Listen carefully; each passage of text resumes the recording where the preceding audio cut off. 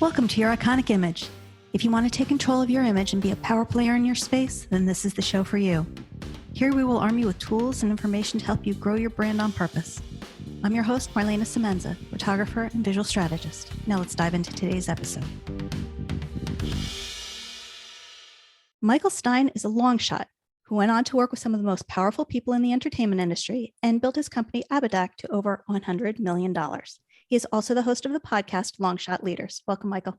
Hey, glad to be here. Thank you so much. So first of all, tell us, why would you consider yourself a long shot? Well, that's my story, right? I come from a long line of long shots. My grandmother escaped the Russian concentration camps on the way to America. My dad was a New York homeless street kid, became a multimillionaire, only to become homeless again. And he never finished the 8th grade. And I was born premature, all kinds of health issues. I had ADHD. They didn't know what it was back then, but they, I was sent to the hospital a couple of times. I couldn't figure out what was wrong with me. I was put in a school at UCLA called Fernald School for Special Needs Kids. I just really, had a lot of issues, and you grew up with that, and my mom, who has an interesting sense of humor, who, was struggling with a crazy marriage with my dad, always I was the youngest in the family. She'd joke around, say, my son, he's the youngest. He's my dessert. I drank, I ran up and down the stairs. I smoked, but he survived. So Mom, you don't have to tell everybody, just tell me if you want ranch or blue cheese with the meal, but that's what I grew up with, hearing like, you're lucky to be alive. You're lucky to, I had to sleep in the same room with my grandmother until I was 9 years old because my dad made all that money and lost it. But we grew up in Encino, this big house, but I was the youngest. So I slept in the, so I'd hear that story about her being a Holocaust survivor, and that and hawking up in the morning. That's what I used to hear, as my bedtime story and waking up alarm clock with those two things. So you grew up with this appreciation of like, you're lucky to be alive. This is how it is for other people. And I really didn't find any success until, I got to people laugh at me when I was a kid. I laugh at me. I'd make fun of things, and I was a hyper, kid. So other than that, I was just a basket case. I never felt like there was anything like it wasn't winning. So then one day I see the movie Rocky, like most American kids. And I was 11 years old. And I said, here's a guy like me. He doesn't succeed a lot. He keeps on trying. He's not smart, or people think he's not smart. And, but the one difference between Rocky and myself is that he was physically fit and I was not. So I said, I'm going to make fitness my thing. And 5 years later, I just went hyper focused on that, like an ADD person does. And I became a physical fitness trainer when I was 16. And I said, this shit can work. If I really, do something. I see the ebb and flow of failure and success at an early age. And then I became president in a school, leadership program. And I said, I'm going to be an entrepreneur like my dad was, but I'm going to graduate high school and I'm going to become successful. So I said, I'm going to be an entrepreneur, an actor, and a comedian. And my high school tutor says, you should maybe work with your hands because not everybody's meant to do what they want to do. I said, screw you. So I started a business the day after I graduated high school, and I failed miserably 2 weeks later. It just didn't work out. But then I decided, okay, I'll go to City College for 6 months, and practice psychology and acting and entrepreneurship and business. And within 6 months, I did stand-up comedy when I was 19, my first, and I brought a lot of people there. And I said, if I could do this, I could do this with nightclubs, which is really big in the late 80s. And then with 6 months after that, I became the number one nightclub promoter in my age bracket in Los Angeles. And that's when I really think that was when I stepped into Oz in my story, where I opened the floodgates. I became an actor. My first role was playing Dirt Diggler in the Dirt Diggler story, which became Boogie Nights, which I appear in as well. I became a filmmaker, did a lot of documentaries, did some of the biggest promotional events in Hollywood for movies like the Batman movie, '89, which is a 4,000 person event. And I left my nightclub business. And then I said, I'm going to be a filmmaker and an actor. And I made an award-winning short film that got bought by HBO. And I almost got close to a movie deal for one of my screenplays, but then nothing, no deal, 2 years of development hell. I'm broke. I'm in debt. No more nightclub business. So then I said, I'm going to make my own movie. Screw Hollywood. I'm going to make a movie they don't want to make, because they wanted to make this gambling casino movie, which I did. I did an underground gambling casino in LA when I was a nightclub promoter. So I wrote a screenplay about that, and they wanted to do that, but it just fell through. So I was going to make a movie that nobody wants to make, but I was in debt and broke. So I started a company, the company I have now, and I started it with, in debt. I was broke and I didn't have any money. And I, within 6 months made $500,000 and was able to produce a movie called Love Hollywood Style with Faye Dunaway, Andy Dick, and Coolio, and act, write, produce, and direct in it. And basically it almost bottomed out my business. And I made, the movie successful for what it was. But then I said, I'm going to choose my opportunity over passion. And I grew this business and I kept with that business, and it's made over $100 million since. And I said, if I'm ever going to do a podcast, it's going to be about somebody that shows the ebb and flow of failure and success, examining the things that I am closely related to, psychology, personal development, which I became heavily involved in when I was in my early 20s, and really exploit, passion and opportunity, success and failure. And that's why I do a podcast called Long Shot Leaders. Love it. Let me ask you this. When people come at you and they give you all kinds of excuses as to why they can't do this or can't do that, what would you say to those people based on your story? Well, yeah, because that's my creed, right? There's no excuse. You're lucky to be alive. You're lucky to not, my dad was put in an orphanage when he was like 8 years old, and he ran away from the orphanage. So he was homeless. He'd sleep in the alleyway in the Second St. Mark's on Lower East Side.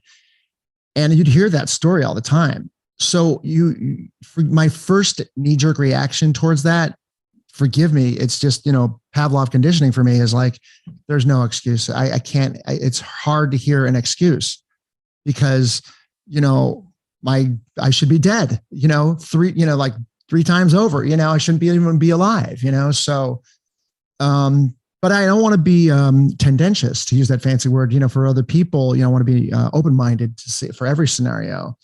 So it's important for me to be fluid, but I do say that my first intuition is, look, you got to gravitate towards, pick up your bootstraps. There's got to be a way, because where time plus effort equals into critical mass, there's got to be inevitable, somewhat a modicum of success that you can build upon. That's my philosophy. What's your thoughts on seizing opportunity versus creating opportunity?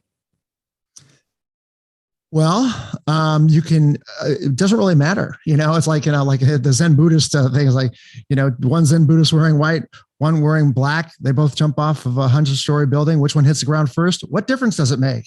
Zen Buddhist is like, what difference does it make if you facilitate your own opportunity, or opportunity comes and then you drop it? It depends on what you step back for scope, whatever your broad concept is of success, and you step way back.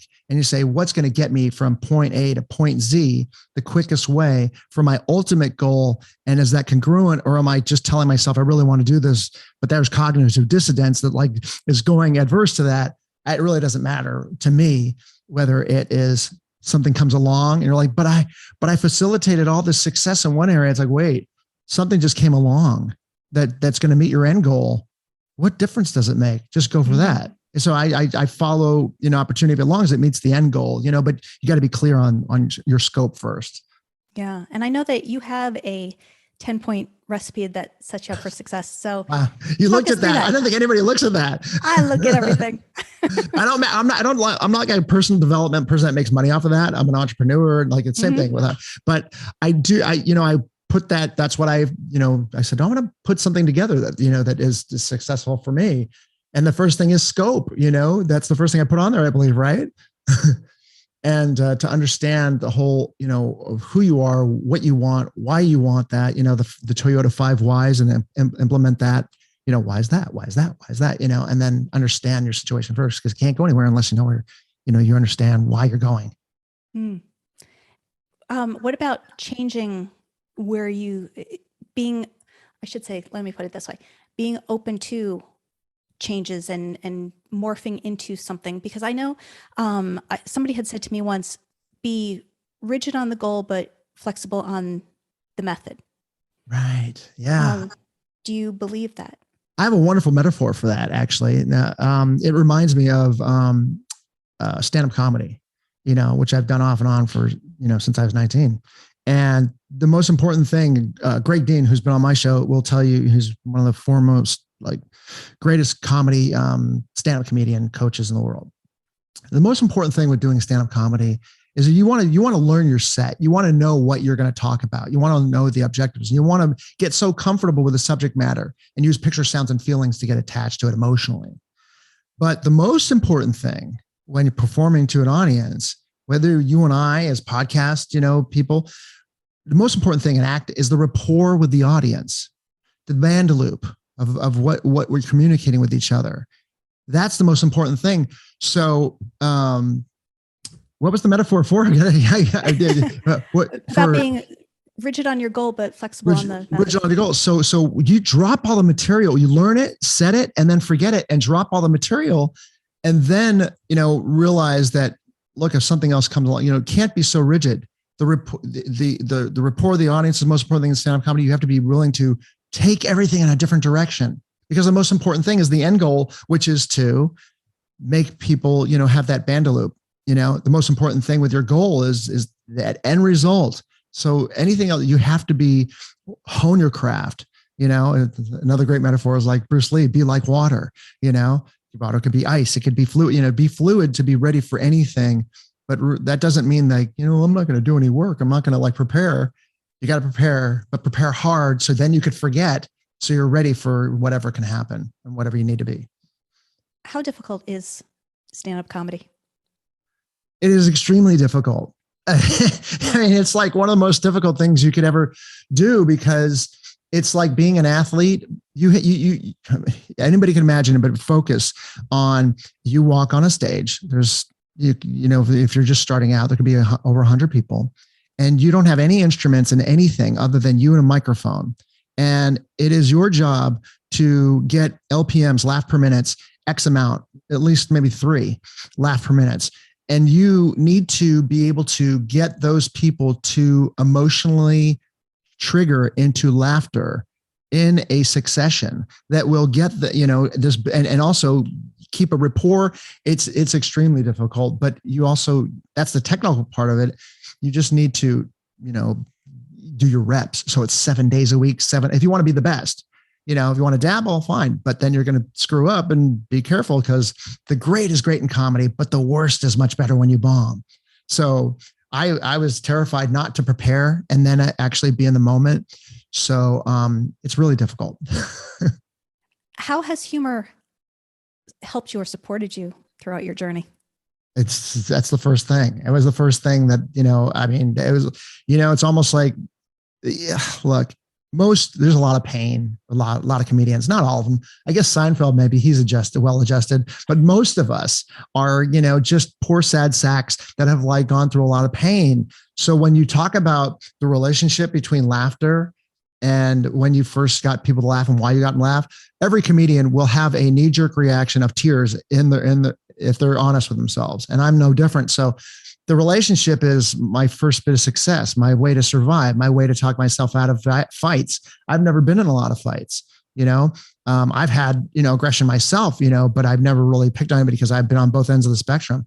But I mean, it's a tool that when your girlfriends cheat on you, your dad doesn't show up, or you get beat with a wooden hanger, or whatever it is, things that traumatize you choose that. And you know what? It works because it's called in NLP, learn linguistic programming. You can now reframe, you got to be careful with comedy. When I got heavily involved in personal development, I had a coach when I was in my 20s, and everything was a joke, trigger response for premise and punchline. And she goes, whoa, wait, you got to be careful what you're focusing on, because your focus, your physiology, and your words are going to, the triad of emotions are going to determine metastasize a certain result. So I said, well, I got better invent something like the third eye of comedy to realize when I'm saying something or doing something that I have a trigger that says, Michael, it's a joke, it's a premise, a punchline. You can't always believe everything, but it really helps you to reframe. Comedians, helps them to, reframe a situation, and now it gives it a new meaning and it's not painful. But you went on to do a lot with a lot of big names and things in Hollywood. So how did you make those connections? Because I know a friend of mine says, nobody steps onto the roof. You always get there by a ladder. So how did you start to make those connections? So It starts, I think your journey starts with making friends. That's why I do a podcast. That's why I'm connection driven. That's why I want to be a stand-up comedian. Or, you search connection because I didn't have a lot of friends because I feel alienated. So I start doing parties in high school. I start doing, stand-up comedy. I do a nightclub. Once I start doing a nightclub, then things really change because you're running for president without the education, and you're just meeting. The way I did it, you meet thousands of people 7 nights a week, 7 days a week, you were full force.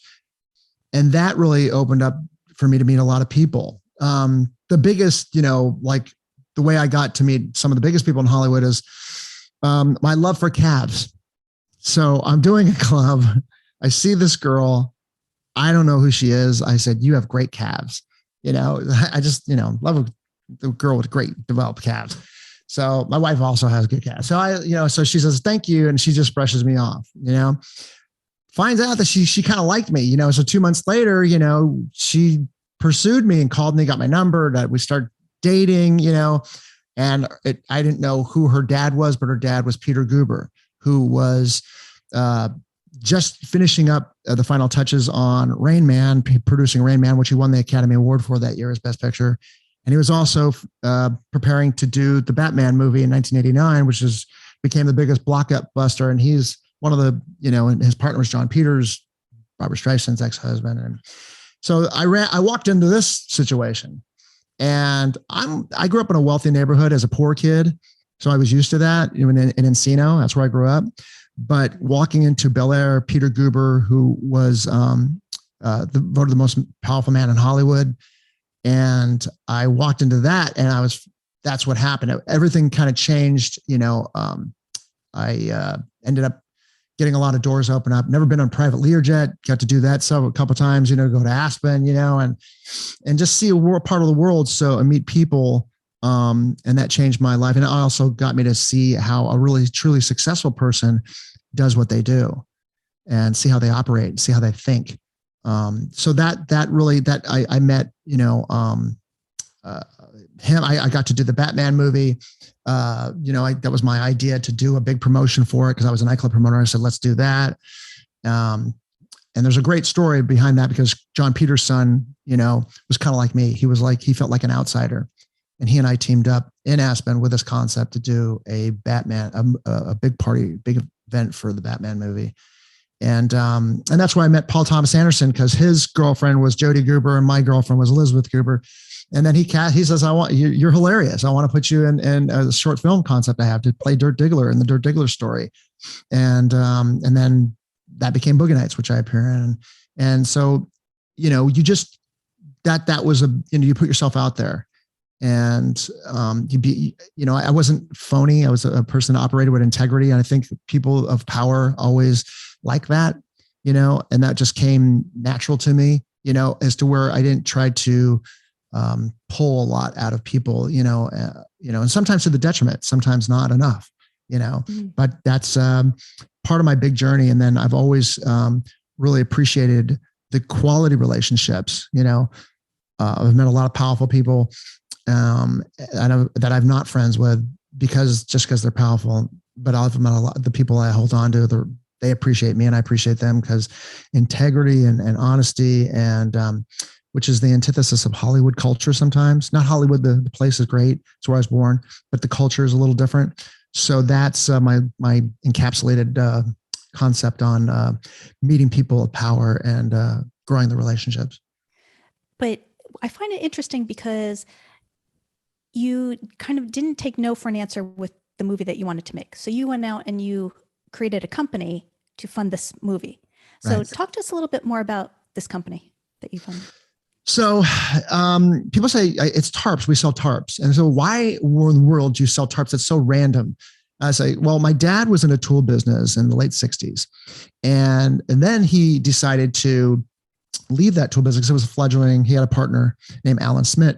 And he says, I'm going to leave this. I'm going to sell these calculators. They become really small. And in the early 70s. And it's a fascinating thing. So he moved up to Canada. We thought, Canadian dollar, same as American dollar, and thought there was opportunity. And he did this mail order campaign. It was like the internet back then, mail order, only 4 to 6 weeks and you'll get the product. And it became huge. He made millions of dollars, like like, it was like something like $3 million within like, 16 months, which is an astronomical amount in like the early 70s for, him. And then it failed. And then that person that was his tool business partner in the 60s started another tool business in the 70s called Harbor Freight. And I saw this, which if people don't know Harbor Freight, it's got like 400 locations around the world. And they're a multi-billion-dollar company. And my dad and him had nothing together. And then my dad went through a crazy lifestyle, and Smitty was like the turtle and my dad was like the hare. And why did I pick Tarps? Because my dad, when he got arrested for white check fraud and when I was in high school, and I saw this like homeless again, he's living in a van outside of the house in Encino where, and he always says, I'm going to bounce back. And he had these ideas. I'm going to sell abrasive weavers. Why don't you sell this? And that's the business that I failed in. And I try, after high school. And I said, if I want to do something on the internet and I want to make money for my movie, but I want something that's going to be important that people could use, something that's used, something like, I don't know, something that's like, and I was looking at this catalog that, Harbor Freight had, and I saw the tortoise and the hare situation. And I knew that, the niches, niches are the riches, right? And I said, and I wish it could be more romantic, but the reason why it's Tarps is because when I was a nightclub promoter also, I used to let people get in for half price with a canned food for the homeless. And I said, Tarps, I could feel, I could get, give it to the homeless. I can do, help out with tragedies. They're simple. They can be used for a lot of things. I'm an outdoor kind of, guy, I could see this being a romantic product and turning into something else. And I just chose that and it worked.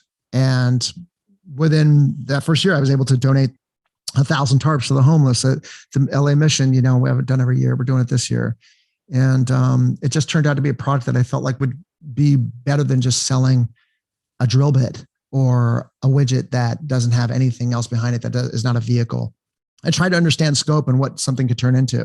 And it's taken a long time, but we are launching a product that is going to be like an outdoor product next year, November 1st, 2022, a product that hopefully will define this industry the same way that like Yeti defined the cooler and take us to another level. So that's what we're working on with that. I love that it started off as a way to fund the movie, but it really turned into this whole heart-centric thing in a lot of ways. Yeah. And the funny thing about that is like, when those hurricanes came along, there was like big hurricanes in 2004, and then Katrina came along in 2005. And I was 3 years into that business and I bought out the United States and like, other jobbers that did what I did on product because Florida came along and said, we need like a multi-million-dollar order. And I was able to take care of that. And then next year, Katrina, I was like the Blue Ruth guy, that covered all of Katrina, with tarps. So then the next year they started calling me like Hurricane Mike, which I thought was silly because I'm like Happy Gilmore. I'm like, can you take that in the movie? He's like, can you take that like hockey, that golf guy off and put a hockey guy on? I'm like, I want to be an actor, a filmmaker, still. I'm trying to fight this thing, but my overall goal when I was a kid is I wanted to be the calculator kid. So I thought, you know what?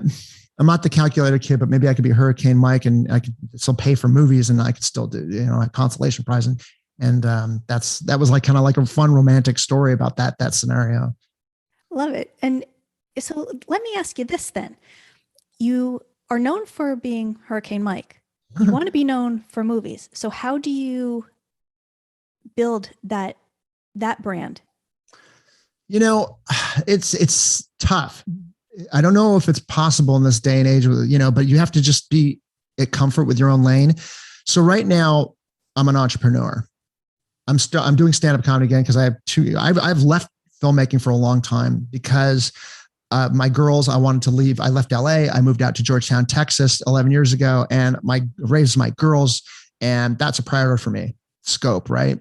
Priority, family. That's the conflict because, there's choices you have to make where you can't do enough of that. Now they're getting older, like 15 and 12 and a half. And they're like, Dad, I'm going to see friends and I can see what's happening. And it's like, all right, Mike, let's start a podcast. Let's start with that.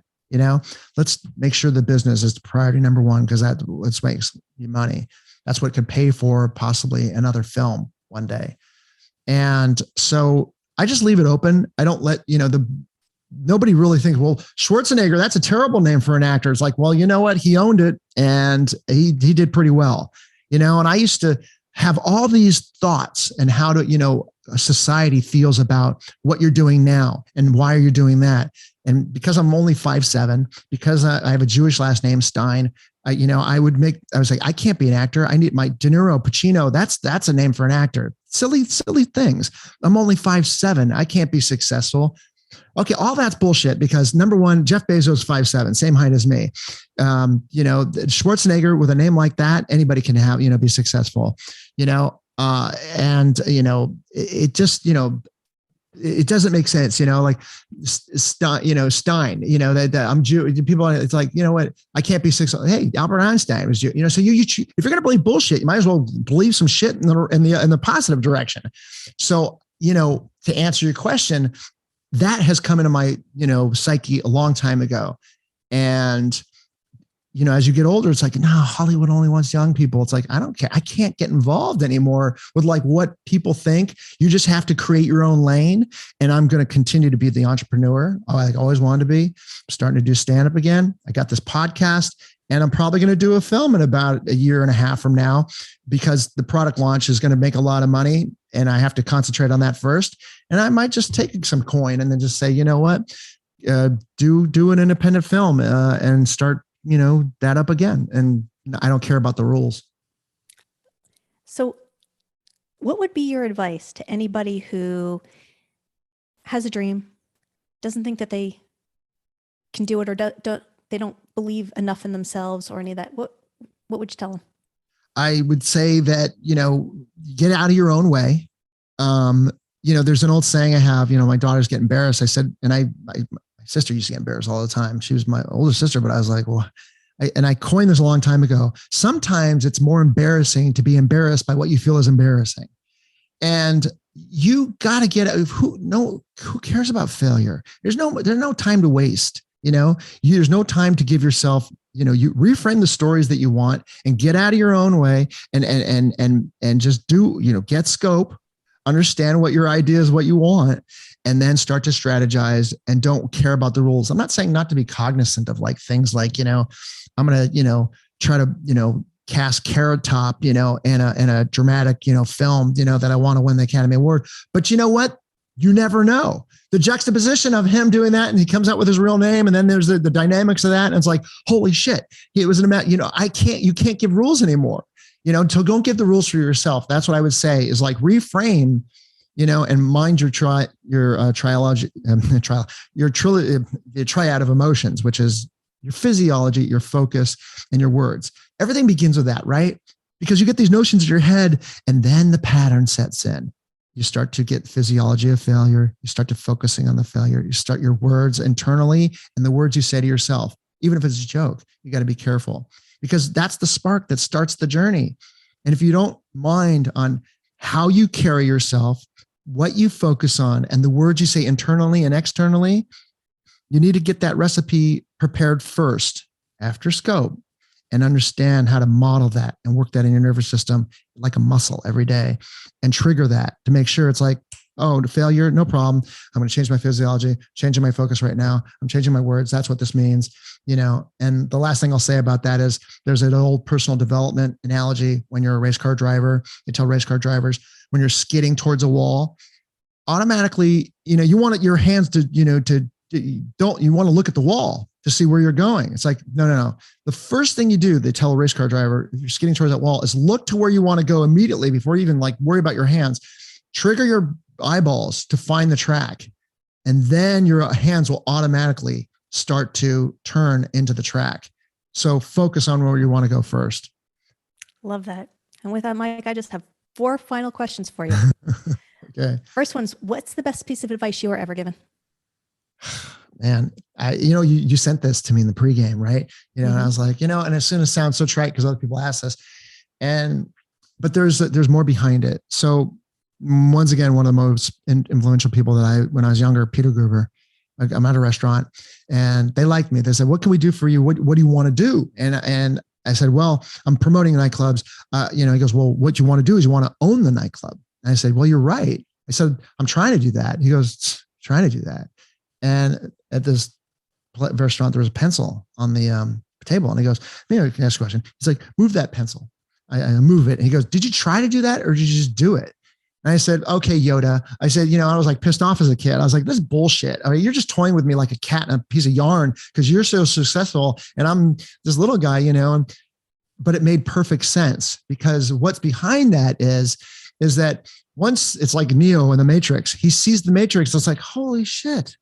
Once I know how to do X, Y, and Z, sometimes if you don't want to work out, your mind just walks to the gym. You just turn on, whether it's a video or something that make you work out, you just do it. You don't think, you just have to do it sometimes. And the muscle part of that. So that was the best advice I ever got, because once I started to understand, okay, that's intellectual knowledge, as he told me. The physical knowledge, taking that to my nervous system, then applying it to make sure I'm like, just do it. That's the Nike saying, that's the difference, the work behind that concept. So that was the best advice I ever got, because it sticks to me whenever I feel like I'm procrastination sets in, or I'm not going to, follow through with action. Share with us one thing on your bucket list. Well, after all it's done, somebody asked me this the other day, after it's all done, after, making, there's only so much money you can make, and certain accomplishments you want to get. I think I'll be an entrepreneur forever, but things will, be an ultimate goal, to where all that dies down. And I think I'll be the old guy, after I've done even movies. I think I'm going to end the way I started, and I'm going to probably just tour the United States as an old guy doing stand-up comedy in like small venues, just meeting people around the United States. Like, who's that crazy old dude? And it's like, yeah, why is he doing stand-up? I was like, yeah, I heard that's the guy just trying, just travels around, does stand-up comedy. And that, to me, that's my bucket list, just to do that. So then when the toy companies finally get around to making an action figure of you, what 2 accessories will it come with? that question's so difficult. That's a great question, by the way. Because I saw that too. So, I would think you would pull a string, there's a couple things, it'd be an action figure. It's really hyper. I think you pull a string and it says philosophical stuff, but you also can like kick it and you could beat it and it takes a beating, and you can just beat the crap out of it and it's okay with you, it just keeps on getting back up. You can make fun of it, and something like that. Okay. And last one, how do people find you? Just go to longshotleaders.com. Longshot leader. If you have a long shot story, it doesn't have to be financial or anything. If you, just have a good long shot story. We interviewed somebody that was homeless since they were 12 to 24, and they just became a manager of a business, and they've just put a down payment on a house in Omaha, so, that to me is a great long shot story. So any kind of long shot story where, of any kind, contact us at longshotleaders.com. That's where you can find me and all my socials and everything else. Thank you. Thank you so much for being here. A pleasure. Thank you so much. Thank you for joining us. Once again, I'm Marlana Semenza, photographer and visual strategist. Please comment, like, or share this episode, and don't forget to subscribe so you don't miss a thing. For more information on how I can help you create your iconic image, visit marlanasemenza.com.